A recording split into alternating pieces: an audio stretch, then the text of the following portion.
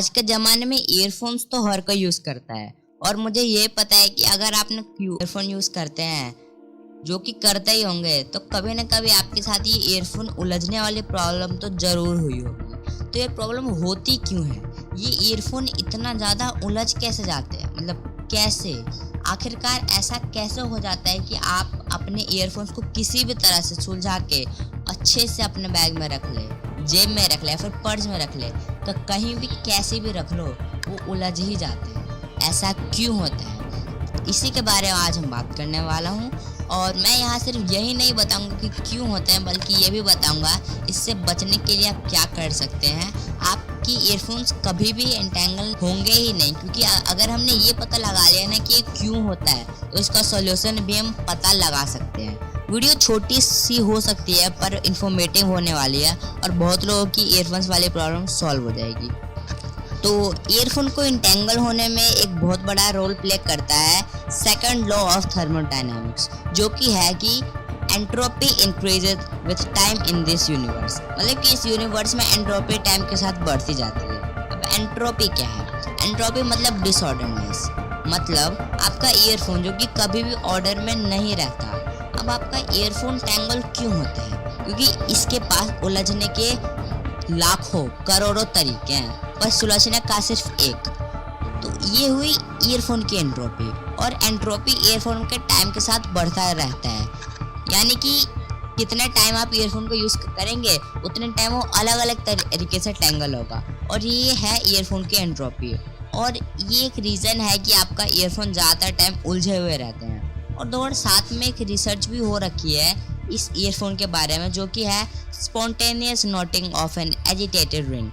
तो इस रिसर्च में अलग अलग लेंथ और बैंडिंग स्ट्रेंथ के वायर्स को एक डब्बे में रख के रोटेट और सेक किया गया, और ये बताया गया कि एक वायर की टैंगलनेस यानी कि वो कितना उलझ सकती है, वो इस बात पे डिपेंड करता है कि उसका लेंथ और बैंडिंग स्ट्रेंथ कितना है।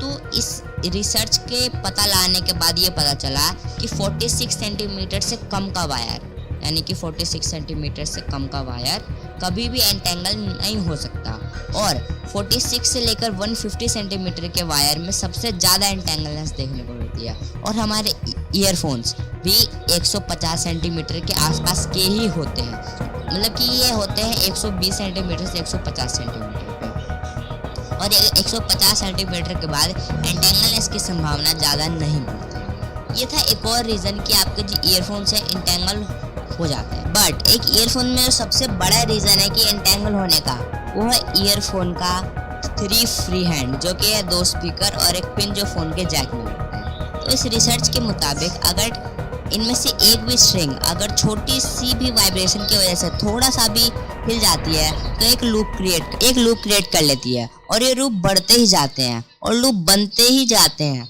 और ये पॉसिबल है सिर्फ उन 3 फ्री हैंड की वजह से। लेकिन अगर हम एक ईयरफोन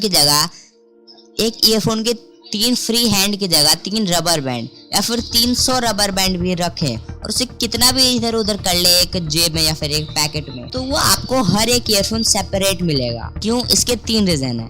पहला, इसके लूप होने की कोई एंट्रोपी नहीं है, यानी कि ये चेंज नहीं हो सकती।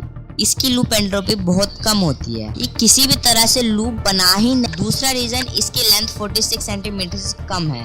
भाई एक जो रबर बैंड है वो तो इतना छोटा सा ही होता है ना। और तीसरा और सबसे बड़ा रीज़न, इसमें कोई फ्री हैंड नहीं है।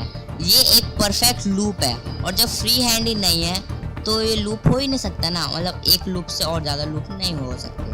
तो आई थिंक कि मैंने आपको समझा दिया कि ईयरफोन्स या फिर हेडफोन्स के वायर लूप क्यों उलझ जाते हैं और इसका एक सॉल्यूशन क्या है। तो जैसे कि मैंने बताया कि 3 फ्री हैंड होने की वजह से ये लूप हो जाता है, तो आप इसके तीनों फ्री हैंड को एक रबर बैंड से बांध सकते हो, तो फ्री हैंड बचेगा ही नहीं और ये एक परफेक्ट लूप बन जाएगा एक रबर बैंड के जैसे, और इंटेंगल होगा ही। और इस तरह से अगर आप किसी भी ईयरफोन को किसी भी तरीके से रख लो, जब एक फ्री हैंड ही नहीं है तो लूप होने की संभावना बिल्कुल ही खत्म हो जाती है। अगर आपको अपने ईयरफोन को बांधना नहीं है, तो जब भी आप इसको अपने पर्स में या फिर बैग में या फिर कहीं पे रखो, तो ये मेक श्योर कर लेना कि आपके जो ईयरफोन के 3 फ्री हैंड है वो अंदर ना हो, वो बाहर। और मेरे हिसाब से बांधने वाला तरीका ज़्यादा अच्छा। तो यार यही थी आज की वीडियो अच्छी लगी हो तो अपने फ्रेंड्स और फैमिली में शेयर करो, लाइक करो, सब्सक्राइब करो। आप मुझे फेसबुक पे फॉलो कर सकते हो।